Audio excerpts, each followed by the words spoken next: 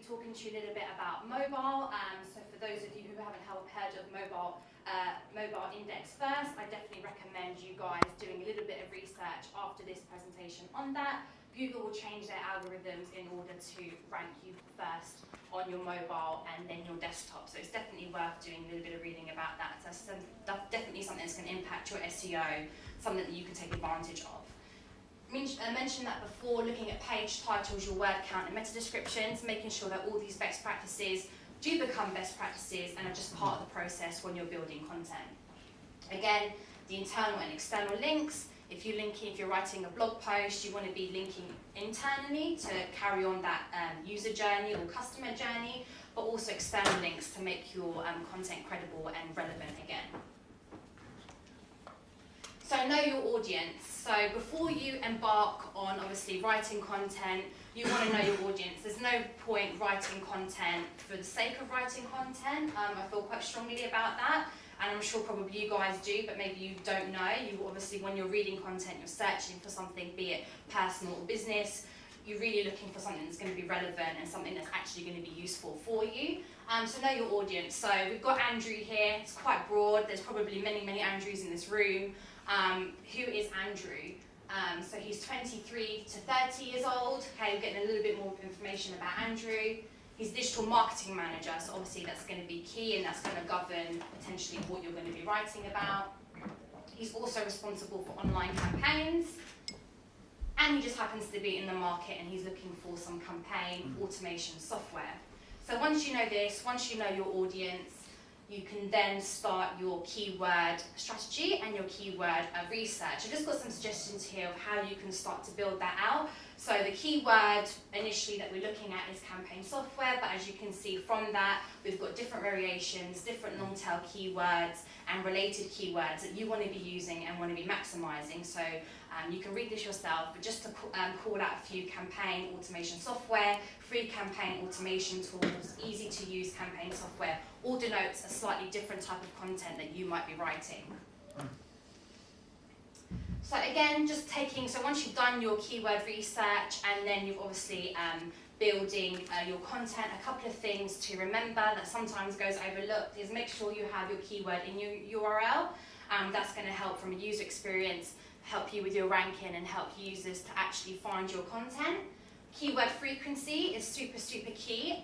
So this is actually also linked to your word count. So a low word count of 500 pages, getting in all those related keywords that we've seen in the previous slide is going to look a little bit like keyword stuffing across 500 words. But if you aim for slightly longer content, like 3,000 words, it's a good level of content to make sure you have all your keywords and related keywords in there.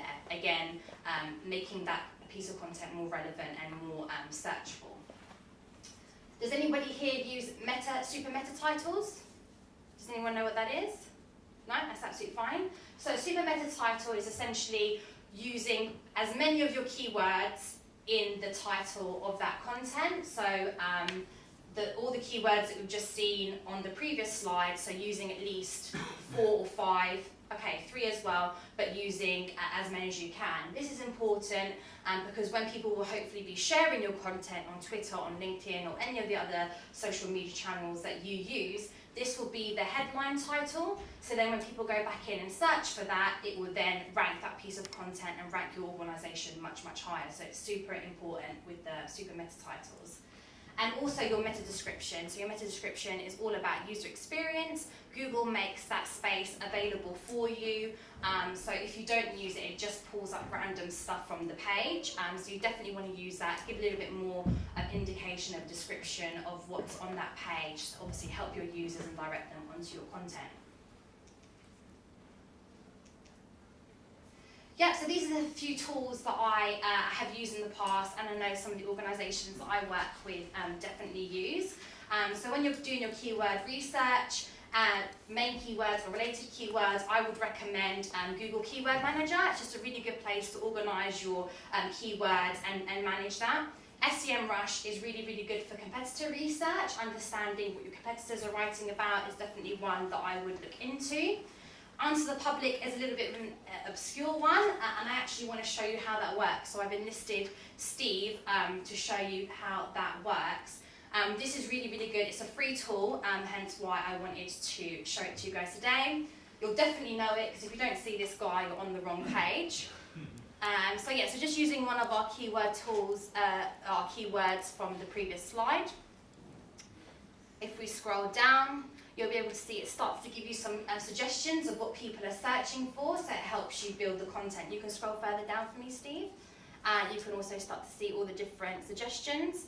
I quite like this view. I appreciate it might be a little bit difficult to read, but if you carry on going down, Steve, it will actually list them out for you at the bottom. So if we just scroll right down to the bottom here, you've got plenty of suggestions there. Keep going. That is the bottom. Oh, that is the bottom. Okay, fair enough. Okay, you can also filter it out and it will show you a different view, but this just gives you an idea of some of the questions that people are asking when we're putting this search in. So you can use it for anything really, and I think it's a good, and I said it's a free tool, so definitely if you're just embarking on your SEO journey, I would definitely start by doing some research with this gentleman here. I don't actually know his name, he's just there.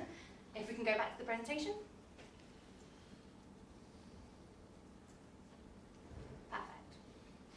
Yeah, so just talk a little bit more on this slide here. Don't be afraid to research your competitors.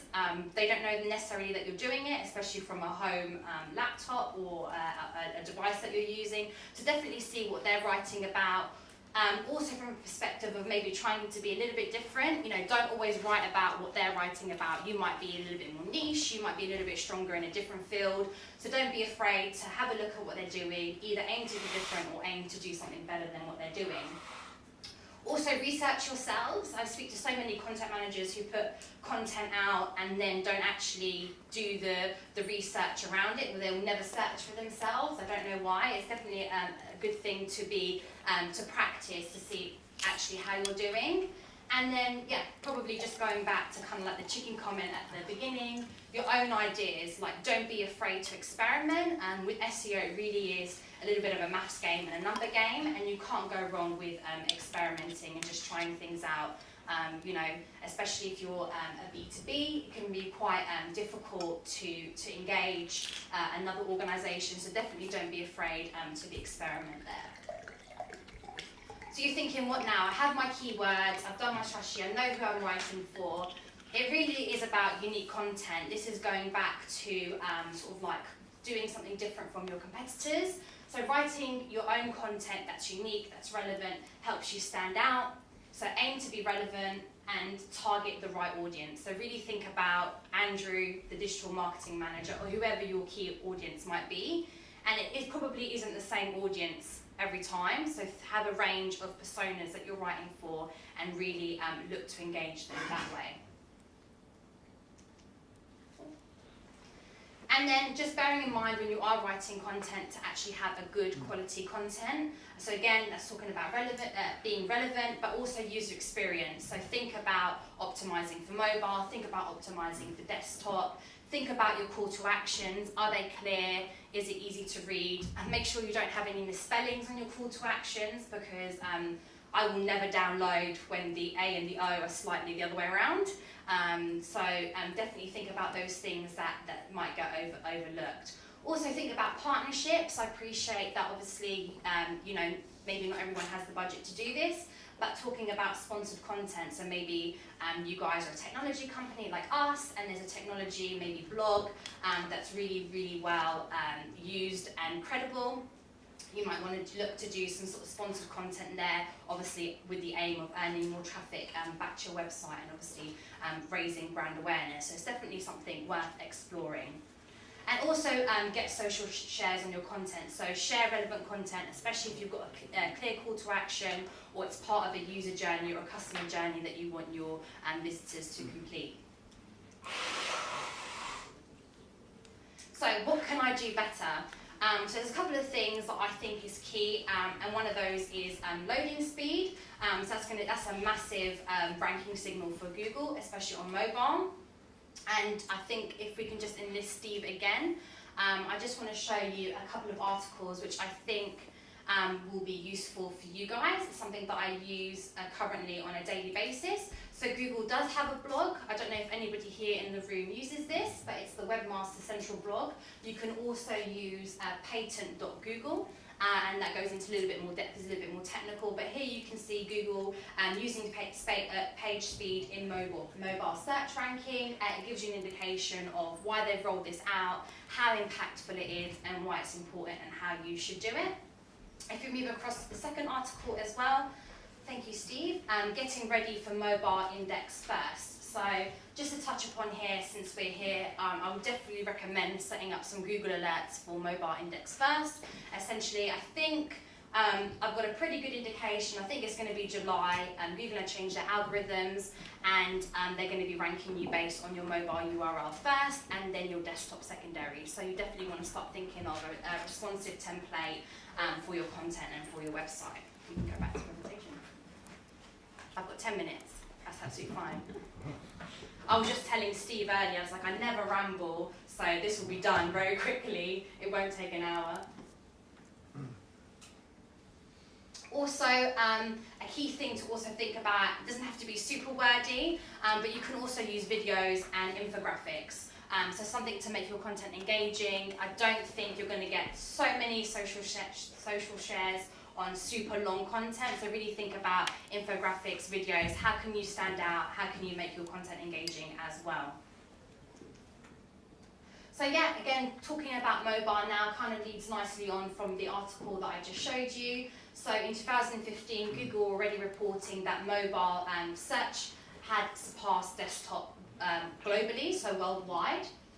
57% of all online traffic now comes from mobile and tablet, so it's definitely, that's over 50%, so it's definitely something to keep an eye out. That's also another Bright Edge have also got a really great blog on everything SEO and analytics, so it's definitely something to check out.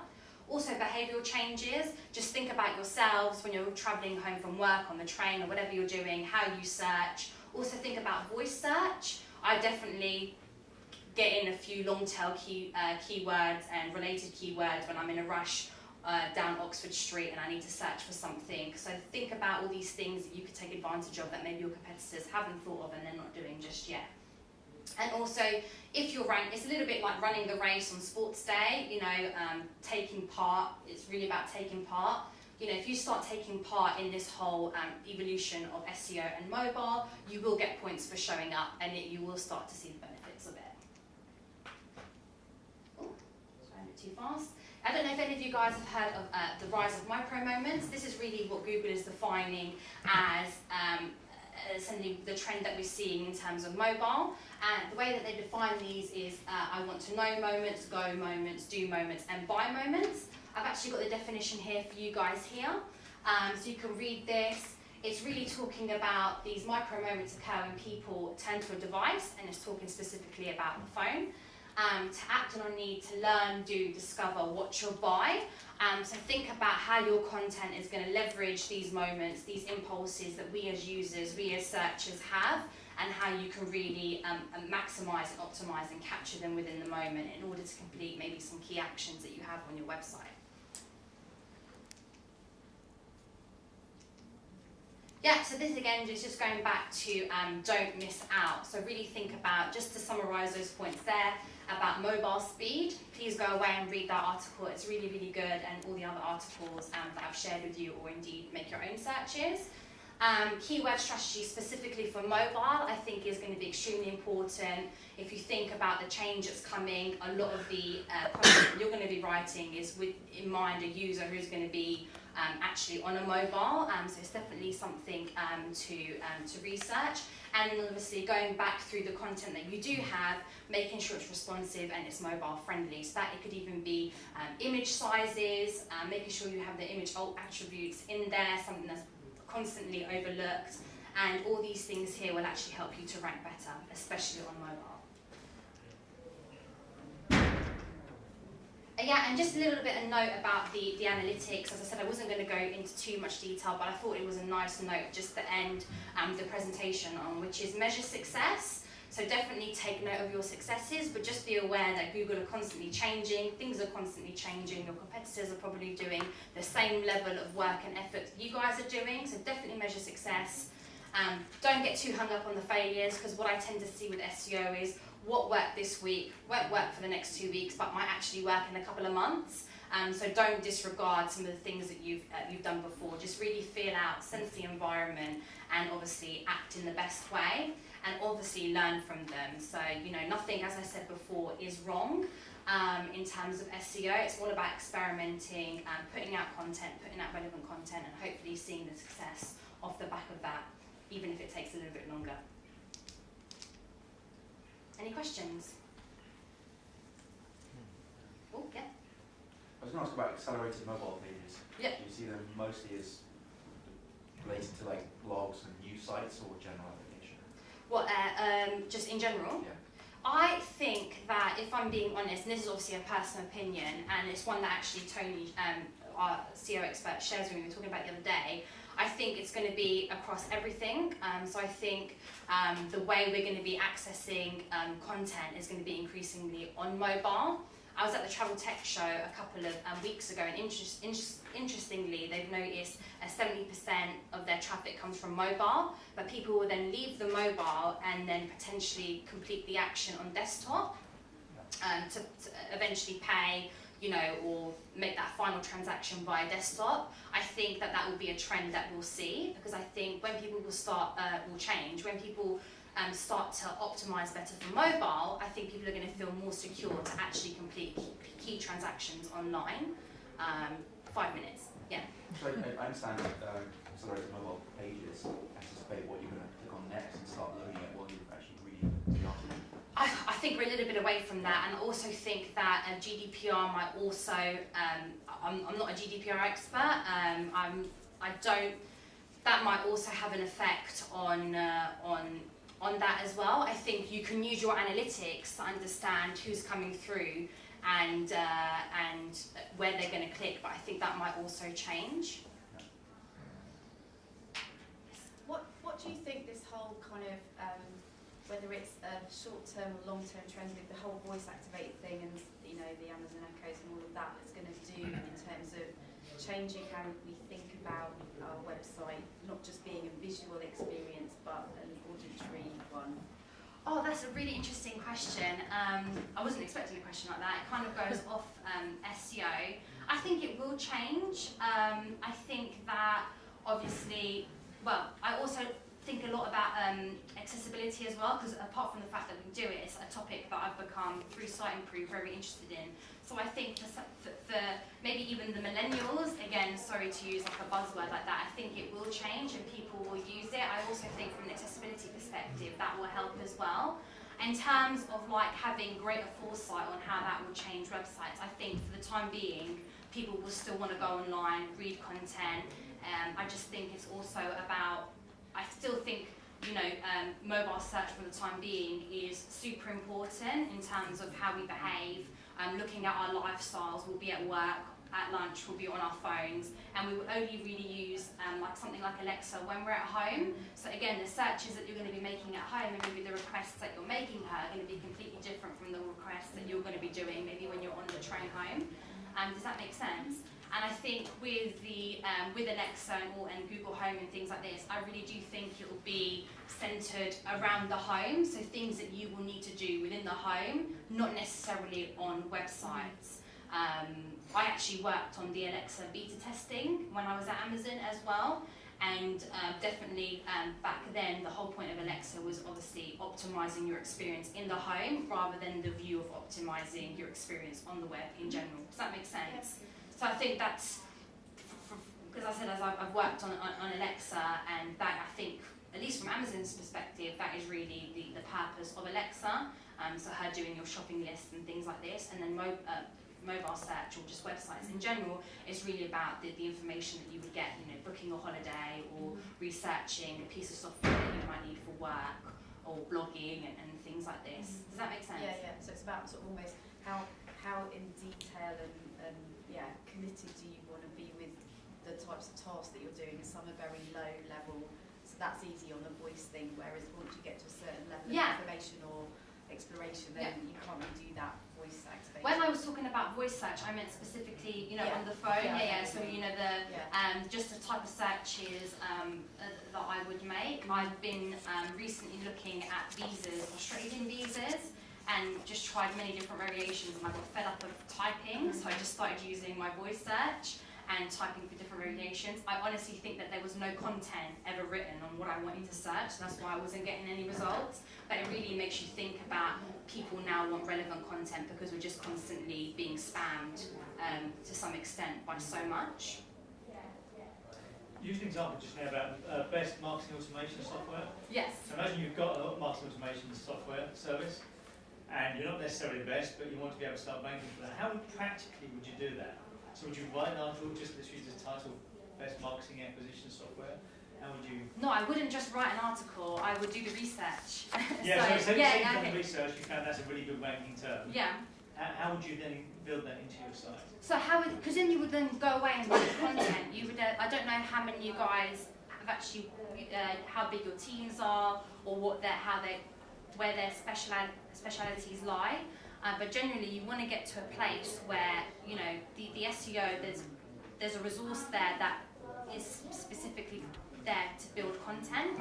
So it should come natural. If that, do you sell marketing automation software? No. So Okay. So say for example, we've got Yeah. any product that's the best or the cheapest. Yeah. You know, how would you get yourself Yeah. for those terms? Definitely, I would use those terms that people are using for. If people are using for cheap, easy, top 5, top 10, best, top 3, things like this that you might yourself search for. I do all the time for trainers, like the best trainers of 2018. You know, all of these terms, you know, even dates, you know, the best marketing software 2018, you know, is really looking at the trend. That denotes that somebody is looking for something obviously this year. That also makes a search much more relevant and much more targeted. Does that make sense? So I would literally use those keywords, I would build them into my article and structure my article around clearly what people are searching for. So if I know that you're searching for top 5 automated campaign automated software, I'm going to then, you know, the title of my text will be top 5 automated campaign software. I'm going to mention software in my text. I'm going to make reference to the top 5. You're going to see it, and then I'm going to have a relevant call to action at the end. And then I'm going to just tick off. I think you guys have got an SEO checklist in front of you. It's going to be in my page title. It's going to be in the image alt text. It's going to be in the URL, for example. I'm going to share it on social media to get those clicks, to really up the ranking, up the reliability and the credibility of the content. Did that answer your question? I'll come catch you later. Okay, cool. Any other questions? Did you ever see a time that Google loses its sort of dominance as the puppet master, where all we're just playing the game that they want us to? Currently, not anytime soon, because it was actually something I was thinking about. Why do we focus so much on Google and not the other search engines that, you know, are out there? And no, not anytime soon. I think there is a heavy reliance on Google. I think Google, for the time being, are dominating the market, and also I just can't. It would have to really radicalise, and I can't picture what that would look like myself. So no, I think for the foreseeable future, we're going to be the puppets of Google. If that's how you feel. It's not necessarily a bad thing. I think Google does have the resources to make it much easier for content writers. A lot of people don't know, like for example, that they write this blog. Maybe you do. They also have the patents blog as well. It's really interesting to read how they do things, even from a technical perspective. So there are resources to help you, but no, is the short answer. Sorry, I don't know, that was probably not the answer that you wanted. So no, that's fine. If you want the truth, then I'll definitely give you the truth. Yeah. That's it. No more questions. Sorry. Come find me afterwards.